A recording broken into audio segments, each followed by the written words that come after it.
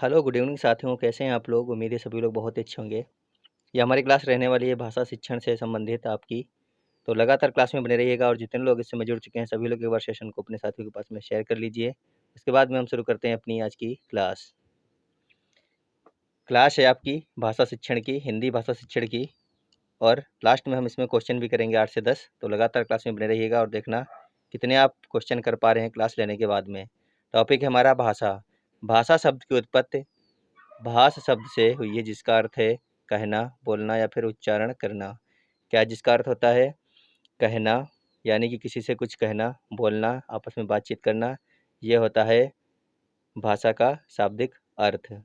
आगे लिखा है भाषा मुख से निकलने वाली सार्थक शब्दों वाक्यों का एक समूह है। आप ये समझते होंगे सार्थक शब्द क्या होते हैं। जैसे कि मान लीजिए हमने लिख दिया कमल, यहाँ पे ये जो कमल लिखा है हमने, कमल अगर लिखा जाए तो होगा सार्थक शब्द, और इसको हम अभी उल्टा करके लिख दें नमक, तो ये हो जाएगा इसका कोई अर्थ नहीं है। तो सार्थक शब्द वो होते हैं जिसका अर्थ होता है, जो अर्थ के साथ में होते हैं उनको कहते हैं सार्थक शब्द। और जो वाक्य भी ऐसे होते हैं जिनका कोई अर्थ होता है उनको कहते हैं सार्थक वाक्य। तो भाषा मुख से निकलने वाली सार्थक शब्दों एवं वाक्यों का एक समूह है। क्या होती है भाषा? मुख से निकलने वाले जो सार्थक शब्द होते हैं उन शब्दों और वाक्यों का एक समूह होती है भाषा, जिसके द्वारा हम अपने विचारों भावों का आदान प्रदान करते हैं। जैसे कि हमें कुछ चाहिए, अगर हमें पेन खरीदना है, कॉपी खरीदनी है, अपने घर वालों से बोलना है, माँ बाप से बोलना है, तो किस प्रकार से हम बोलेंगे? भाषा के द्वारा ही बोलेंगे कि हमें 5 रुपये दीजिए, 10 रुपये दीजिए, हमें एक पेन खरीदना है। तो अपने विचारों का आदान प्रदान हम किसके द्वारा करते हैं? सार्थक शब्दों वाक्यों के द्वारा ही हम अपने विचारों का आदान प्रदान करते हैं। इस प्रकार भाषा के दो रूप होते हैं। कितने रूप होते हैं? भाषा के दो रूप होते हैं। एक होता है मौखिक, दूसरा होता है लिखित। मौखिक रूप कौन सा होता है? जिस रूप में हम आपसे बात कर रहे हैं और आपको हम समझा रहे हैं, ये हो गया मौखिक। लिखित कौन सा हो गया? जो आपके सामने पीडीएफ चल रही है और आप उसको पढ़ रहे हैं, वो हो गया लिखित रूप। तो भाषा के कितने रूप होते हैं? दो रूप होते हैं, एक मौखिक एक लिखित। यहाँ से क्वेश्चन एक दो बार बना है कि भाषा के कितने रूप होते हैं, याद रखना। तो भाषा के होते हैं दो रूप, एक मौखिक और एक लिखित। आगे देखते हैं। आगे आपका दिया गया है भाषा अर्जन एवं अधिगम। क्या है? भाषा अर्जन एवं अधिगम। लिखा है भाषा एक अर्जित संपत्ति है, पैतृक संपत्ति नहीं है। क्या है? भाषा किस प्रकार की संपत्ति होती है? अर्जित संपत्ति होती है, ना कि पैतृक। बच्चा 3 प्रकार से भाषा अर्जित करता है, अनुकरण से, अभ्यास से और पुनरावृत्ति से। कोई जो बालक होता है, जो बच्चा होता है, वो 3 प्रकार से भाषा अर्जित करता है। पहला होता है अनुकरण। जब बच्चा छोटा है तो अपने माँ बाप, भाई बहन, दादा और जो उनकी दादी होती हैं उनको बोलता हुआ सुनता है।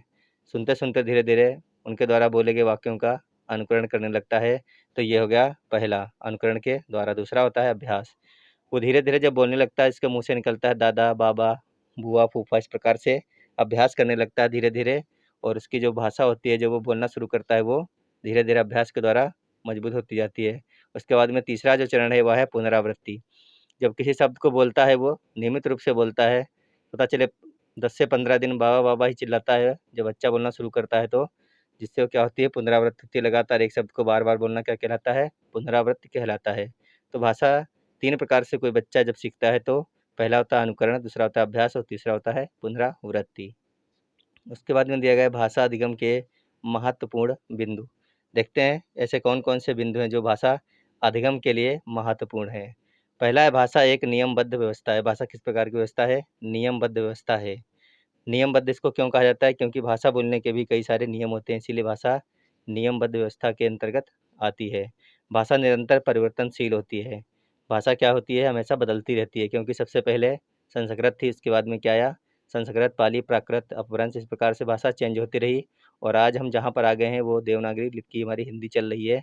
इसमें भी हम लोग कई सारे जो शब्द हैं वो अरबी, फारसी और इंग्लिश के यूज करने लगे हैं। तो भाषा क्या होती है? परिवर्तनशील होती है और हमेशा ये बदलती रहती है। तीसरा जो है आपका नंबर, वो है भाषा का प्रभाव जटिल से सरलता की ओर होता है। जटिल जब तक रहता है, जब तक हम किसी भाषा को जानते नहीं हैं, समझते नहीं हैं, बोलना नहीं जानते हैं, जब तक होता है जटिल। और जब हम उसके बारे में समझ जाते हैं, बोलने लगते हैं, तब हो जाती है सरल। इसीलिए इसको कहते हैं कि भाषा का जो प्रभाव होता है वो जटिल से सरलता की ओर होता है। चौथा नंबर है आपका भाषा सर्वव्यापक सभी जगह है। भाषा किस प्रकार से होती है? हर जगह पर। मान लीजिए आपको मैथ्स पढ़नी है, तो मैथ्स में जब आपको कुछ बताया जाएगा, तो वो भाषा के द्वारा बताया जाएगा कि 3 2 कितने होते हैं? 5 होते हैं।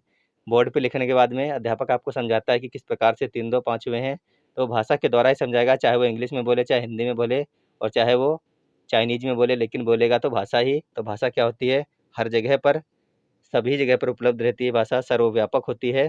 तो ये 4 जो आपके पॉइंट थे, पहला है भाषा एक नियमबद्ध व्यवस्था है। नियमबद्ध क्यों है, क्योंकि भाषा व्याकरण में हमें ये सब सिखाया गया है कि हमें भाषा किस प्रकार से सीखनी है।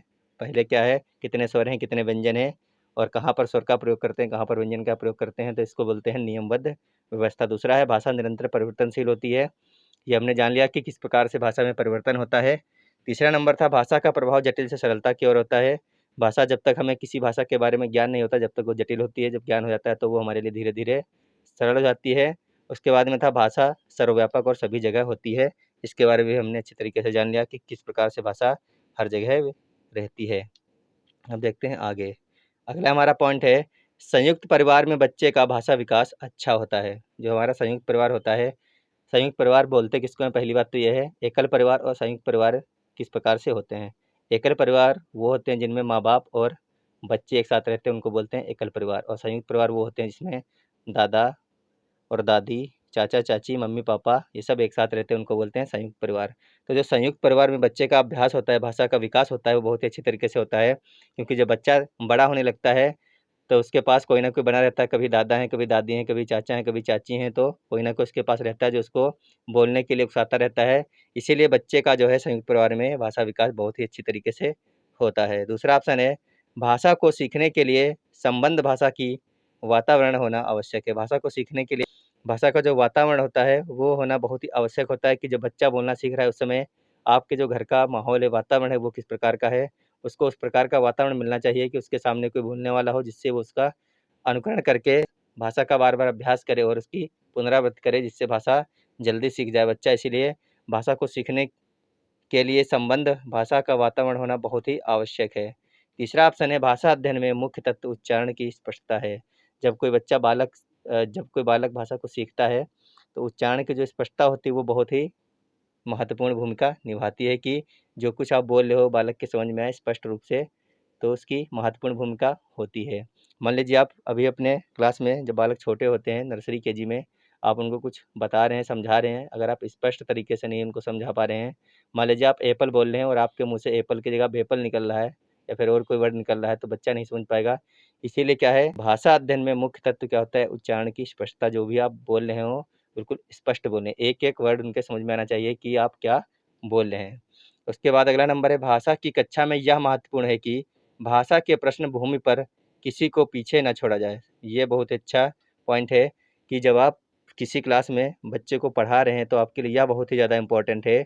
चाहे आपकी क्लास का टॉपर हो या फिर आपके जो क्लास में बच्चा बहुत ही ज़्यादा मतलब कि निम्न क्लास का है, दोनों को आपको एक साथ में लेकर चलना है। भाषा के प्रश्न भूमि पर किसी को पीछे नहीं आपको छोड़ना है। भाषा की कक्षा में यह महत्वपूर्ण है कि भाषा के प्रश्न भूमि पर किसी को आपको पीछे नहीं छोड़ना है। सभी बच्चों को आपको एक साथ पढ़ाना है और एक साथ समझाना है और एक साथ आगे लेकर के जाना है। उसके बाद अगला पॉइंट है, भाषा के विविध प्रयोग से ही भाषा की विविध कुशलता आती है। जितने प्रयोग आप करेंगे भाषा में, उतनी ज़्यादा बच्चों में कुशलता आएगी। किस प्रकार से, जैसे कि आप हिंदी की एक क्लास लेते हैं, हिंदी बच्चे को पढ़ाते रहेंगे 10 साल तक, 15 साल तक, तो सिर्फ हिंदी सीख पाएगा। अगर आप भाषा के विविध प्रयोग करेंगे, हिंदी के साथ में उनको इंग्लिश भी सिखाएँगे, उसके साथ में उर्दू भी सिखाएँगे, तो जितनी भाषा आप उनको सिखाएँगे, विविध प्रयोग करेंगे उनके ऊपर, धीरे-धीरे उनके अंदर वो सभी भाषाओं का विकास होने लग जाएगा। इसीलिए ये पॉइंट है कि भाषा के विविध प्रयोग से भाषा की विविध कुशलता उनके अंदर आती जाती है। जितनी भाषाएँ आप उनको सिखाएँगे, धीरे-धीरे करके बच्चे सीख लेंगे। अगला पॉइंट है, भाषा सीखने में जो त्रुटियाँ होती हैं, वह सीखने की प्रक्रिया का एक स्वाभाविक हिस्सा है, जो समय के साथ दूर होने लगती हैं। जब हम लोग बच्चों को कुछ सिखाते हैं, पढ़ाते हैं, तो बच्चे क्या करते हैं, गलतियाँ करते हैं। आप ए से लेकर जेड तक की स्पेलिंग लिख कर के लाइए, तो बच्चा Apple A double P L E ना लिख कर के ए पी एल ई लिख देता है। तो ये सब गलतियाँ कैसी होती हैं, स्वाभाविक होती हैं, जो धीरे-धीरे क्या होती हैं उनके अंदर से कम हो जाती हैं। जो धीरे-धीरे ये जो गलतियाँ होती हैं, धीरे-धीरे स्वाभाविक रूप से अपने आप ही दूर हो जाती हैं। फिर बच्चा क्या होता है, पूरी तरीके से परिपक्व हो जाता है भाषा को लिखने, समझने और बोलने में। उसके बाद है, बच्चे विद्यालय शिक्षा की शुरुआत से पहले ही भाषा की जटिलताएँ और नियम की आत्मसात का पूर्ण भाषिक क्षमता रखते हैं। जब कोई बालक स्कूल जाता है, जाना स्टार्ट करता है, तो उसके पहले ही वो अपने घर में किस प्रकार से भाषा के ऊपर बहुत ही अच्छी पकड़ बना देता है, अपने घर वालों से सुनता है कि ABCD किस प्रकार से कहनी है, 1 2 3 किस प्रकार से बोलना है, ये सब चीज़ें वो घर पर ही सीख लेता है और अपनी जो उसकी भाषा होती है, जो मातृभाषा होती है, जो उसके वहाँ पे बोली जाती है, उसके ऊपर बहुत ही अच्छी बच्चे की क्या होती है, पकड़ होती है। तो बच्चे विद्यालय शिक्षा की शुरुआत से पहले ही, यानी जब वो विद्यालय नहीं भी गया है, उससे पहले ही भाषा की जो जटिलताएँ होती हैं और उनके जो नियम होते हैं, उनके ऊपर अच्छी तरीके से अपनी क्या होती है, उसकी पकड़ होती है।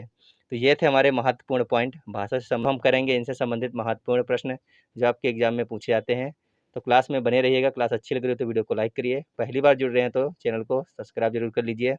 देखते हैं, पहला क्वेश्चन है आपका, भाषा डॉट डॉट है, पैतृक संपत्ति है, अर्जित संपत्ति है, उत्पन्न संपत्ति या फिर पारिवारिक संपत्ति। तो सभी लोग बताएंगे भाषा डॉट डॉट इनमें से कौन सा सही हो जाएगा।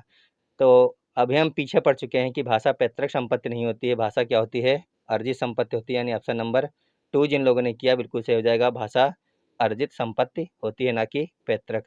तो इसका ऑप्शन नंबर 2 बहुत सही और सटीक आंसर है, अर्जित संपत्ति। अगला क्वेश्चन है आपका, बच्चे अपने साथ हजारों शब्द लेकर पाठशाला जाते हैं, यह शब्द डॉट डॉट परिवार जनक सिखाते हैं, पाठशाला जाने की पूर्व की तैयारी है, संस्कार से सीखता है या फिर पास पड़ोस से सीखता है। तो बताइए, बच्चे अपने साथ हजारों शब्द लेकर पाठशाला जाते हैं, या सब डॉट डॉट इनमें से कौन सा ऑप्शन सही हो जाएगा। इस प्रकार के क्वेश्चन आपके एग्जाम में आपको देखने को मिल सकते हैं भाषा से संबंधित। इस क्वेश्चन का जो सही आंसर हो जाएगा वो हो जाएगा ऑप्शन नंबर 3।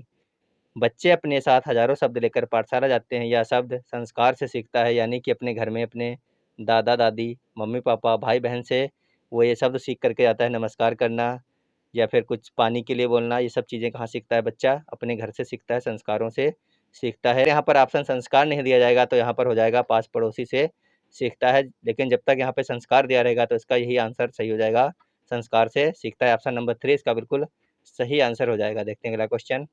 क्वेश्चन है, भाषा के बारे में कौन सा कथन उचित है, आप लोगों को बताना है। 4 ऑप्शन पढ़िए यहाँ पर, बताइए इनमें से कौन सा कथन भाषा के बारे में सबसे उचित है। पहला ऑप्शन है, भाषा व्याकरण का अनुसरण करती है। दूसरा ऑप्शन है, भाषा और बोली में कभी भी कोई भी संबंध नहीं होता है। तीसरा ऑप्शन है, भाषा अनिवार्यतः लिखित होती है। चौथा ऑप्शन है, भाषा एक नियमबद्ध व्यवस्था है। अभी हम पीछे पड़ चुके हैं कि भाषा जो होती है वो क्या होती है, नियमबद्ध व्यवस्था होती है। भाषा बोलने के भी कई सारे नियम, लिखने के भी नियम होते हैं, बोलने के भी नियम होते हैं। तो देखा जाए तो इस क्वेश्चन का जो बिल्कुल सही आंसर हो जाएगा वो हो जाएगा ऑप्शन नंबर 4। भाषा के बारे में कौन सा कथन उचित है, तो वह है भाषा एक नियमबद्ध व्यवस्था है, यानी ऑप्शन नंबर 4 इसका बिल्कुल सही हो जाएगा। घर की भाषा और विद्यालय में पढ़ाई जाने वाली भाषा, देखते हैं। पहला ऑप्शन है समान हो सकती है, दूसरा ऑप्शन है सदैव अलग होती है, तीसरा ऑप्शन है सदैव टकराहट से गुजरती है, चौथा ऑप्शन है सदैव समान होती है। सभी लोग इसका आंसर करेंगे, बताइए सही आंसर क्या है इसमें। घर की भाषा और विद्यालय में पढ़ाई जाने वाली भाषा समान हो सकती है, या फिर सदैव अलग होती है, या फिर सदैव टकराहट से गुजरती है, या फिर सदैव समान होती है। तो इस क्वेश्चन का सही आंसर हो जाएगा ऑप्शन नंबर 1। क्या है, घर की भाषा और विद्यालय में पढ़ाई जाने वाली भाषा जो होती है छोटे स्तर पर वो किस प्रकार की होती है, वो समान हो सकती है। किस प्रकार से हो सकती है, समान हो सकती है, क्योंकि बच्चे अगर अलग अलग ज़्यादा हम डिफरेंट करेंगे भाषा या बोली में तो शायद ना समझ पाएँ, इसीलिए छोटी क्लासों में अधिकतर यही किया जाता है कि उनकी जो भाषा होती है, जो बोली होती है, जो किताबें होती हैं, वो उनके घर के माहौल के हिसाब से बनाई जाए, जो उनकी लोकल लैंग्वेज होती है उनको समझ में जल्दी से आ जाए। तो इसका ऑप्शन नंबर 1 जो है सही हो जाएगा कि घर की भाषा और विद्यालय में पढ़ने वाली जो भाषा होती है लगभग किस प्रकार से होती है, समान हो सकती है। आगे देखते हैं, क्वेश्चन है, प्राथमिक स्तर पर हिंदी भाषा शिक्षण के लिए सबसे अधिक महत्वपूर्ण है। आपको बताना है कि प्राथमिक स्तर पर अगर हिंदी भाषा का शिक्षण करवाना है आपको तो सबसे महत्वपूर्ण क्या रह सकता है। पहला ऑप्शन है उच्च स्तरीय तकनीकी यंत्र, दूसरा ऑप्शन है व्याकरणिक नियमों का स्मरण, जबकि तीसरा ऑप्शन है भाषा प्रयोग के अवसर, चौथा ऑप्शन है वह है पाठ्य पुस्तक। तो बताइए इन चारों में से प्राथमिक स्तर पर हिंदी भाषा के शिक्षण के लिए सबसे अधिक महत्वपूर्ण क्या रह सकता है। प्राथमिक स्तर पर हिंदी भाषा शिक्षण के लिए सबसे अधिक महत्वपूर्ण रह सकता है वह रह सकता है भाषा प्रयोग के अवसर दिए जाएं। क्या हो जाएगा, भाषा प्रयोग के अवसर जो है इसका बिल्कुल सही आंसर हो जाएगा। प्रश्न जो 6 है इसका सही आंसर क्या हो जाएगा, ऑप्शन नंबर 3 जो है बिल्कुल सही हो जाएगा, भाषा प्रयोग के अवसर। देखते हैं अगला क्वेश्चन। अगला क्वेश्चन है, बच्चे विद्यालय आने से पहले सभी भाषा पढ़ सकते हैं, सब कुछ सकते हैं, अपनी बोलचाल की भाषा के अनुभव से लैस होते हैं या फिर कोई भी भाषा बोल नहीं सकते। तो इसका सही आंसर क्या होगा, सभी लोग एक बार बता दीजिए। बच्चे जब विद्यालय आते हैं उससे पहले सभी भाषा पढ़ सकते हैं, सब कुछ लिख सकते हैं, अपनी बोलचाल की भाषा के अनुभव से लैस होते हैं या फिर कोई भी भाषा बोल नहीं सकते। क्वेश्चन नंबर 7 का सही आंसर आपके हिसाब से क्या हो जाएगा, सभी लोग बताइए एक बार। इसका जो सही आंसर हो जाएगा, अभी हम लोग पीछे पढ़ चुके हैं कि जब कोई बच्चा विद्यालय जाता है तो वो अपने बोलचाल की भाषा में क्या होता है, काफ़ी ज़्यादा अनुभवी होता है। नंबर 3 बिल्कुल सही हो जाएगा। बच्चे विद्यालय आने से पहले अपनी बोलचाल की भाषा के अनुभव लेश होते हैं। ऑप्शन नंबर 3 इसका बिल्कुल सही और सटीक आंसर है। अगला और अंतिम क्वेश्चन है क्वेश्चन नंबर 8। क्वेश्चन है विद्यालय आने से पूर्व बच्चों के पास डॉट डॉट, इसका सही आंसर क्या होगा बताइए, इसमें हमें क्या भरना है।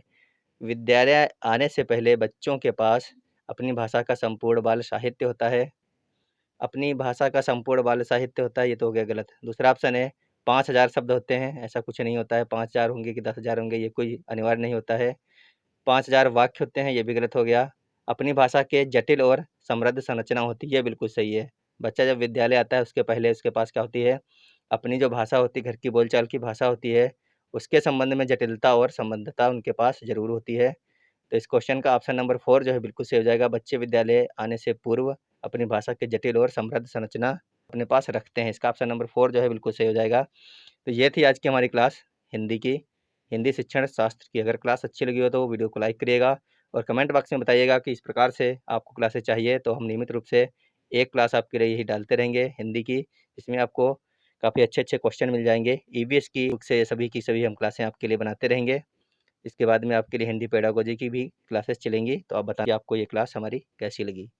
मिलते हैं आपको अगले वीडियो में, जब तक के लिए आप लोग तैयारी करते रहिए। और एक हमारा ऐप है मास्टर्स अड्डा ऐप, जिसकी वीडियो आपको मिल जाएगी या फिर मिल गई होगी, उसमें आप देखिए और इसको डाउनलोड कर लीजिए, रजिस्ट्रेशन कर लीजिए उसके ऊपर। अगर आपको नोट्स चाहिए हमारे सीटेट के ईवीएस के नोट्स, तो आपको 100 रुपये में उपलब्ध है वहाँ पर, उनको आप पढ़ लीजिए। उनसे आपके कम से कम 10 से 15 नंबर की हेल्प हो जाएगी, क्योंकि आपको जो कंटेंट पिछली बार पूछा गया था सीबीटी एग्जाम में, जो हम करवा रहे हैं आपको सीरीज बिल्कुल हूबहू, बहुत ही अच्छे तरीके से हम लोगों ने नोट्स बनाए हैं, पूरा अध्ययन कर करके आगे और पीछे का कहाँ कहाँ से पूछे गए थे क्वेश्चन। तो बहुत ही अच्छे नोट्स हैं, यहाँ से आपको कम से कम 10 से 15 नंबर की हेल्प अगर 100 रुपये मिल रही है तो आपको ज़रूर लेनी चाहिए। तो आप उसको डाउनलोड कर लीजिए। उसके अंदर आपको प्रीवियस सारे के सारे क्वेश्चन पेपर हैं, 12 से लगा करके पिछले साल तक के, यानी 2021 और 22 के जनवरी तक के सारे क्वेश्चन पेपर आपको मिलने वाले हैं। एनसीईआरटी जो आपकी बुक क्लास 3rd से लगा करके क्लास 8 तक की सारी बुक वहाँ पर उपलब्ध हैं ऐप के ऊपर। मास्टर्स अड्डा जो ऐप है वहाँ से आप पढ़ सकते हैं। और ये जो क्लास चल रही है इनकी जो PDF आपको मिलेगी वो भी आपको वहीं पर मिलेगी मास्टर्स अड्डा ऐप के ऊपर। तो प्ले स्टोर में जाइए और वहाँ पे सर्च मारिए मास्टर्स अड्डा ऐप, और सबसे ऊपर ही आ जाएगा कि आप उसको डाउनलोड कर सकते हैं, या फिर हमारा जो वीडियो अभी तक पढ़ चुका होगा या फिर पढ़ जाएगा उसको देख करके आप डाउनलोड कर सकते हैं। जब तक आप लोग अपनी पढ़ाई करते रहिए, स्वस्थ रहिए, मस्त रहिए। धन्यवाद, बाय बाय।